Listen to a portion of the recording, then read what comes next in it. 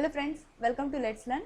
So here we are going to start the new topic, radii of the orbits. Means like तुम्हाला हा question असा येऊ शकतो, expression for the radius of Bohr's orbit in an atom. So basically तुम्हाला तिथे डेरिवेशनसाठी हा question येऊ शकतो तुमच्या बोर्ड एक्झाम्सला, की तुम्हाला डेरिवेशन विचारला जाईल radius of the Bohr's in an atom. ठीक आहे. सो इथे आपल्याला काय करायचं आहे, रेडियससाठी इक्वेशन फाइंड आउट करायचं आहे. मीन्स जर सपोज आपली नंबर ऑफ ऑर्बिट वाढली तर त्या ऑर्बिटची रेडियस किती येईल हे कशावरून ठरवायचं, तर हे तुम्हाला या एक्सप्रेशनमध्ये मिळेल. ठीक आहे. आय होप तुम्हाला रिमेंबर असतील की लास्ट लेक्चरमध्ये जे आपण बोहर्सचे पॉस्ट्युलेट घेतले होते ते काय होते. सो बेसिकली हे इथे मी स्ट्रक्चर जे मागचे एक्सप्लेन केलं होतं तेच सेम स्ट्रक्चर आहे. इलेक्ट्रॉन आहे which have the negative charge, nucleus okay which have the like positive charge, because electrons जर इथे निगेटिव्ह चार्ज असतील तर प्रोटॉन्स काय राहतील, पॉझिटिव्ह चार्ज. देन इथे हा इथे एका पर्टिक्युलर विलॉसिटीमध्ये मूव्ह होतोय. ठीक आहे. सो मी इथे कन्सिडर करते VN मीन्स हा या विलॉसिटीमध्ये इथे रोटेट होतोय. त्याच्यानंतर इथे ही जी रेडियस आहे, ठीक आहे, ही रेडियस मी कन्सिडर करते स्मॉल आर. जर सपोज माझी ही रेडियस राहील तर ही किती राहील, लाईक R इंटू 1. जर सपोज माझी RN मीन्स काय आहे की nth नंबरच्या ऑर्बिटची रेडियस, RN म्हणजे nth नंबरच्या ऑर्बिटची रेडियस, म्हणजे इथे ही काय झाली आता R2 झाली, ही काय होईल R1, त्याच्यानंतर दिस वन विल बी R3. कारण जसं माझं ऑर्बिट वाढत जाते रेडियस पण काय होईल, वाढत जाईल. करेक्ट. रेडियसची व्हॅल्यू पण काय होईल, चेंज होत जाईल. तर त्याच्यामुळे मी इथे म्हणते की radius of the nth orbit is going to be RN like this. Okay, wait a second. I have to write it again, it got erased. So this is the velocity, charge and या इलेक्ट्रॉन्सचा काय राहील, मास, that is mass of the electron small m, radius Rn, कारण ही त्या particular nth number of ऑर्बिटची राहील. त्याच्यानंतर number of electrons in an atom जर मी कन्सिडर केले Z आहे. ठीक आहे. टोटल नंबर ऑफ, आता इथे किती आहे, 1 आहे. जर पण मी 5 इलेक्ट्रॉन किंवा 6 इलेक्ट्रॉन ठेवले तर नंबर ऑफ इलेक्ट्रॉन्स काय होतील, 6. Principal of quantum number that is equals to n. Okay. So basically आता आपण करणार आहोत डेरिवेशनला सुरुवात.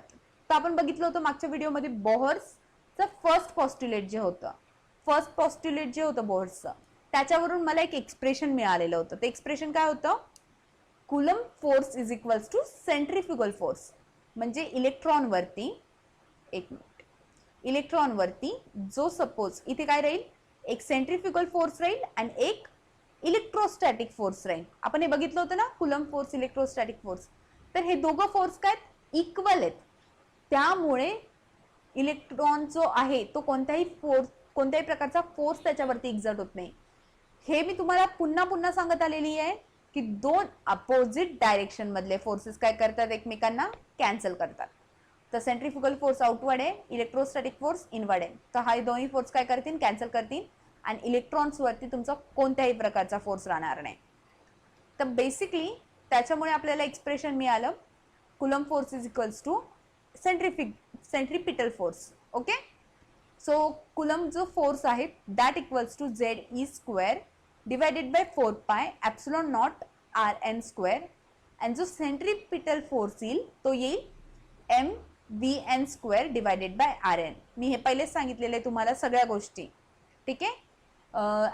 लाईक इथे हा लाईक इथे बघा Z काय राहील, total number of electrons, R काय, radius of the nth orbit, V velocity of the electron, M mass of the electron, and here eta naught is equals to permittivity of a free space.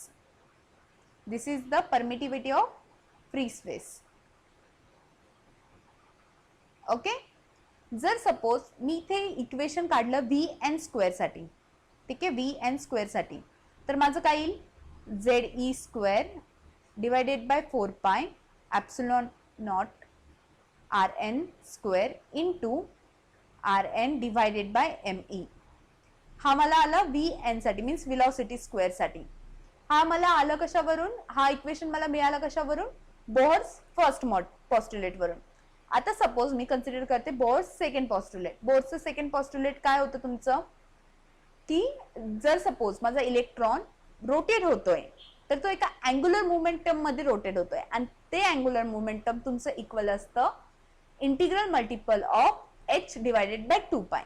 So n is nothing but a integral multiply. Okay, that is equals to 1 2 3 like this so on. So इथे जर suppose मी Vn साठी काढायचंय, मला ठरलं की Vn साठी मला formula काढायचं, तर Vn साठी काय येईल तुमचा NH divided by 2 pi into 1 divided by m mass of the electron divided by Rn. But मला इथे काय पाहिजे, Vn स्क्वेअर हवाय, कारण लास्ट वाले डेरिवेशन मध्ये काय मिळालं आपल्याला, स्क्वेअर. सो मी इथे दोघं साईडला स्क्वेअर घेतला. So n square h square plank constant square 2 pi square, that will be 2 square is equals to 4 square, m square and Rn square. Okay, so हे अगेन सेकंड इक्वेशन मिळालं मला second पॉस्ट्युलेट वरून. आता मी काय केलं, या दोघांना कंपेअर केलं, मीन्स जे फर्स्ट पॉस्ट्युलेट आणि सेकंड पॉस्ट्युलेट्स म्हणून मला वेलोसिटीसाठी जे दोन इक्वेशन्स मिळाले होते ते दोघांना कंपेअर केलं सिम्पली. सो फर्स्ट पॉस्ट्युलेट मधून तुम्हाला हे मिळालं आणि सेकंड पॉस्ट्युलेट्स मधून, लाईक फर्स्ट पॉस्ट्युलेट मधून हे आणि सेकंड पॉस्ट्युलेट मधून हे मिळालं. हे सेकंड वरून मिळालं आणि हे फर्स्ट वरून. हे दोघं इक्वल आहेत कारण व्हेलॉसिटी ही सेम राहील इलेक्ट्रॉनची. एका आपण पर्टिक्युलरली त्या इलेक्ट्रॉनसाठीच बघतोय, एकाच इलेक्ट्रॉनसाठी बघतोय. ठीक आहे. आता सपोज या Rn स्क्वेअरला मी इकडे नेलं आणि सगळ्या ज्या उरलेल्या टर्म्स आहेत त्यांना मी या साईडला आणलं, means n square h square divided by 4 pi square mass of the electron into 4 पाय epsilon not into mass of the electron divided by z e square, number of electrons, and e is nothing but a charge, Rn square divided by Rn. So इथे square and this Rn will get cancel. Again इथे काय काय cancel होतात तुमचं, 4 square and this pi.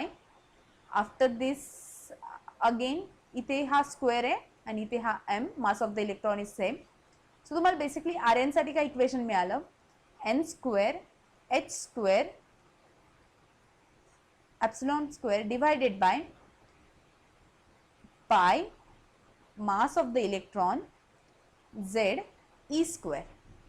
Okay, so like this तुम्हाला एक equation मिळालं. जर सपोज मी n स्क्वेअरला ब्रॅकेटच्या बाहेर घेतला, ठीक आहे, लाईक सपोज मी Rn ला असं प्रकारे ठेवलं, like this, epsilon naught pi m mass of the electron, total number of electron, charge on the electron into n square. so हा जो ब्रॅकेट व्हॅल्यू आहे ना तुमचा, तो काय इंडिकेट करतोय, a नॉट ने मी त्याला कन्सिडर करू शकते. a नॉट मीन्स काय, कॉन्स्टंट. सो तुम्हाला इथे काय इक्वेशन काय मिळालं, याच्यासाठी इक्वेशन काय मिळालं Rn साठी, Rn is equals to a naught into n square. Okay, basically तुम्हाला nth ऑर्बिटच्या रेडियस साठी तुम्हाला अशा प्रकारचं इक्वेशन मिळतं, constant multiplied by n square, and n will indicate the number of orbit. Okay, means तुमची आता सपोज मला फर्स्ट ऑर्बिटची रेडियस काढायची आहे, तर मी इथे काय करेन, n इक्वल्स टू 1 टाकेल आणि जी पण कॉन्स्टंटची व्हॅल्यू असेल ती इथे टाकेल. जर मला सेकंड ऑर्बिटची रेडियस काढायची तर मी ते n इक्वल्स टू 2 टाकेल, 2 चा स्क्वेअर मीन्स 4 आणि ते a नॉट मीन्स कॉन्स्टंटची व्हॅल्यू टाकेल, तर तुम्हाला सेकंड ऑर्बिट मिळेल, सेकंड ऑर्बिटची रेडियस मिळेल. कळालं हे डेरिवेशन, खूप सिंपल आहे. ओके, सो आपण नेक्स्ट लेक्चरमध्ये भेटूया. आय होप तुम्हाला रेडियस कशा प्रकारे फाइंड आउट करायची, बोहर्स ॲटॉमिक मॉडेलची आणि पर्टिक्युलर रेडियस पर्टिक्युलर ऑर्बिटसाठी कशी फाइंड आउट करायची हे या डेरिवेशनमध्ये कळालं असेल. आपण याचे क्वेश्चन्सही घेऊयात, जर सपोज असले तुमच्या बुक्समध्ये तर मी नक्की क्वेश्चन्स घेईल. Okay, I hope you got it. Let's see you in the next lecture.